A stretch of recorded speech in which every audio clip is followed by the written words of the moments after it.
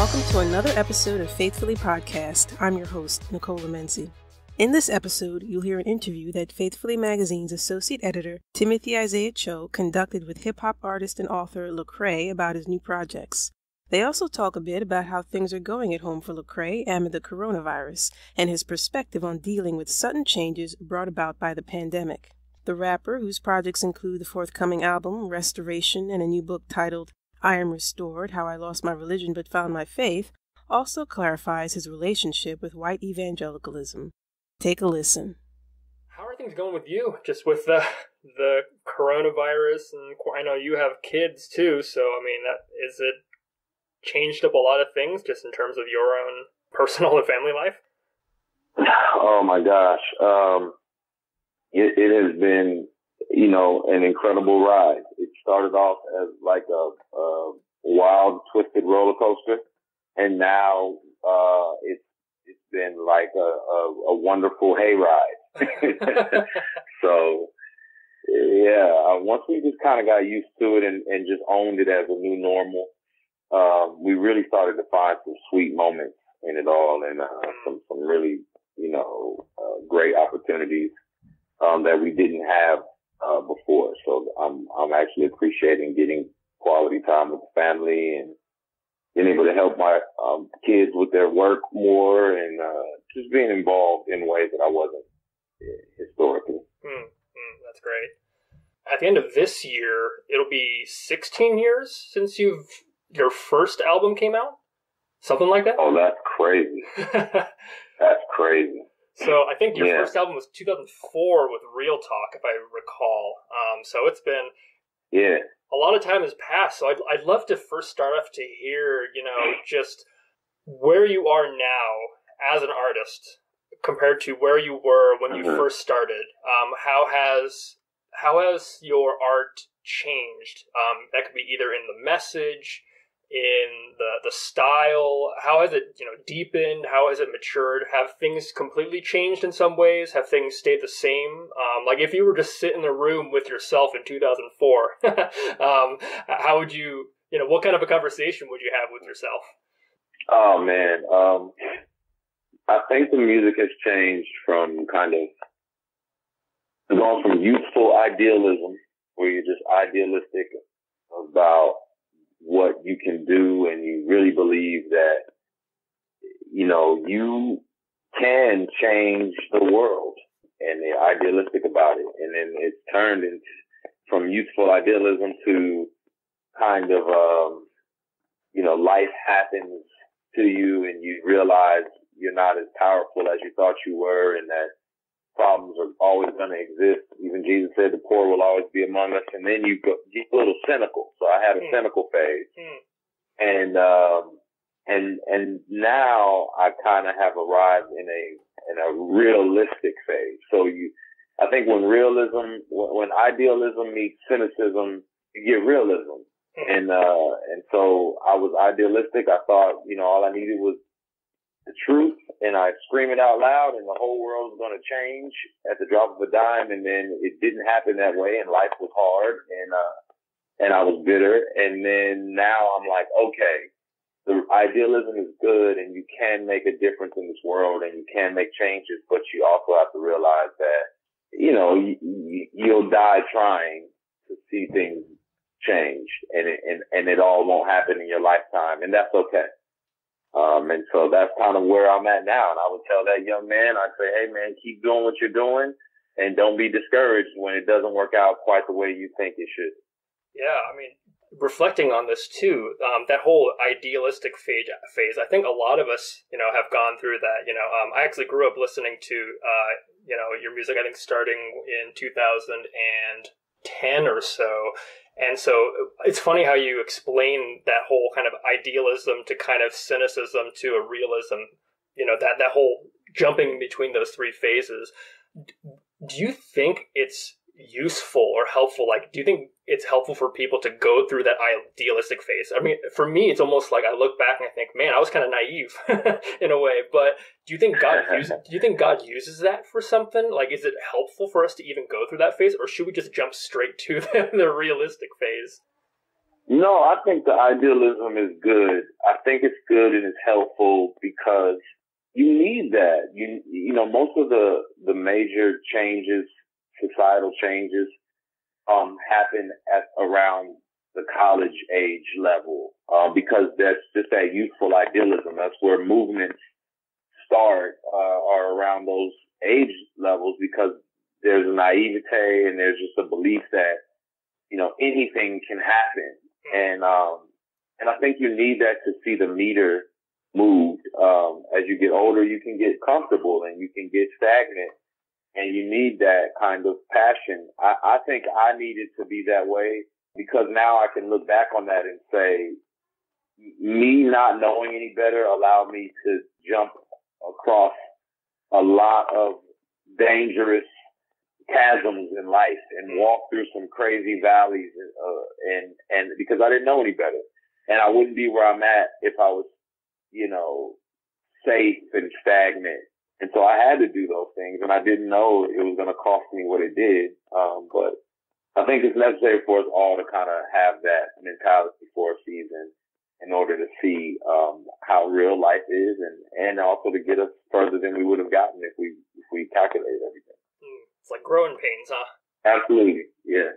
Well, I want to talk a bit about, you know, several years ago you made a statement, or you've made a statement, you know, this sort of statement a couple of times in the past about how some people make music for the church and some people make music from the church to the world, and you've many times identified with the latter of someone who makes music to the world from the church. Can you talk more about that? Distinguish the two different things. I think this really comes into the question of, like, you know, what is Christian hip hop? And I think that's a kind of an interesting sort of question, especially as it comes to how you see yourself as your identity as a Christian in your art, and maybe how even others might see themselves as they, you know, are entering into art, into culture, into those sorts of things.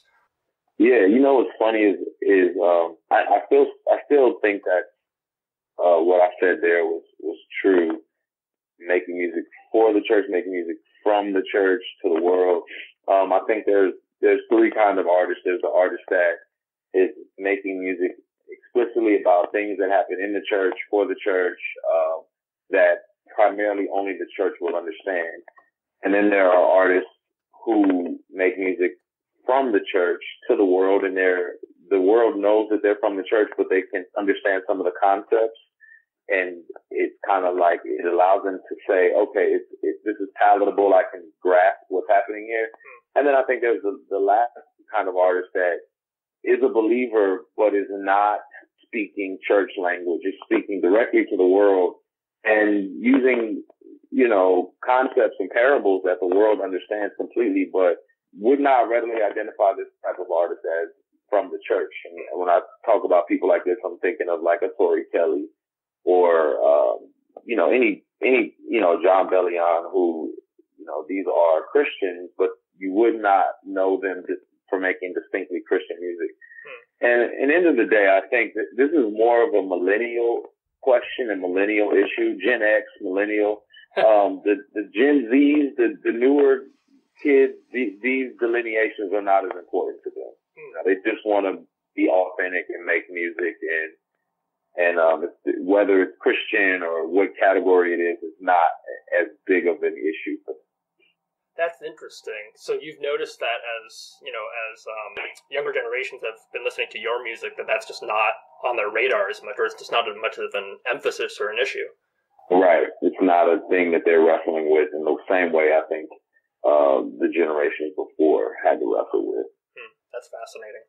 So your album that's coming out, I think, at the end of this month, and also your book that will come out, I think, October or September of this year. So they both touch on the topic of healing and restoration, and I believe touch on topics including church conflicts, church wounds, church hurt, you know, those kind of things. And I think it's very pertinent to a lot of other issues that are being talked about nowadays, things like, you know, spiritual abuse, even lots of stories of faith deconstruction, you know, the Me Too movement, and just lots of even stories of people who were influential people who claim to be Christians who now don't walk with the Lord, right? There's lots of stories about that. And the subtitle of your book is How I Lost My Religion But Found My Faith. So I'd love to know if that sort of atmosphere of those topics, those kind of hot button issues, were they on your mind as you wrote your book? And also this album, and is that kind of a possible audience that you wanted to reach with both your book and your album? Absolutely. I love social commentary. I love it with my comedians. I love it with my music. I love sociology and just studying what's happening in our society and in culture. And I think that oftentimes we allow the culture to dictate our faith and not see the culture through the lens of faith.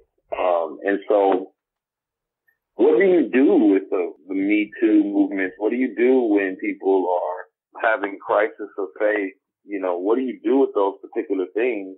And does my faith have an answer for those things? Racism, political vantage points, does my faith speak to those things? And I think oftentimes there's not been a marriage of practical, the horizontal applications of faith. It's always vertical. You and God and your prayer life and your, all these particular things. And to me, those are necessary, but I think we get caught up in religiosity and just the ritual of those things. Did I have my quiet time? Did I pray? And you neglect what's happening in society and in culture, and you don't have answers to those things. And that's where faith is really found, is when you have to navigate the real world, through the lens of being a follower of Jesus. And so that's where you lose the rope traditions and you start applying authentic faith. Yeah, it's just really interesting how a lot of people have, even influential people have come into, this sort of crisis of faith sort of issue. And there's really kind of two results, either people have just completely rejected the faith that they once believed in, and others, it seems like yourself, have come through with a deeper faith in a sense. And so it's just very interesting that, would you make any sort of commentary on that of like, is this the way that the Lord is kind of sifting between, and even strengthening faith of people, especially in the U.S.? I would say so. I would definitely think that when you are allowed to go through the fire, when you're allowed to have an Elijah moment where you are, in the wilderness ready to take your own life, God sends the birds to feed you, and you realize, oh my goodness, it's deeper. You cannot convince a person that God loves them. You can't just tell somebody, hey, God loves you. They have to experience that.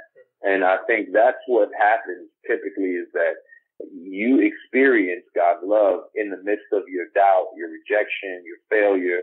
He shows you he loves you in the midst of it. And I think that's where it's strengthened.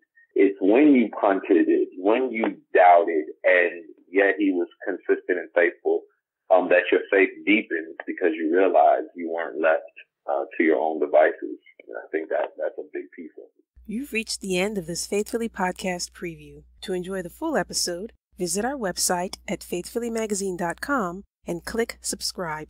By subscribing, you become a Faithfully Magazine partner and get to enjoy such benefits as access to our web-exclusive interviews, profiles, and features, access to new and archived content from the magazine, first looks at our best content before it goes live, a free Do Good, Obey God, Stay Woke motto t-shirt, and more.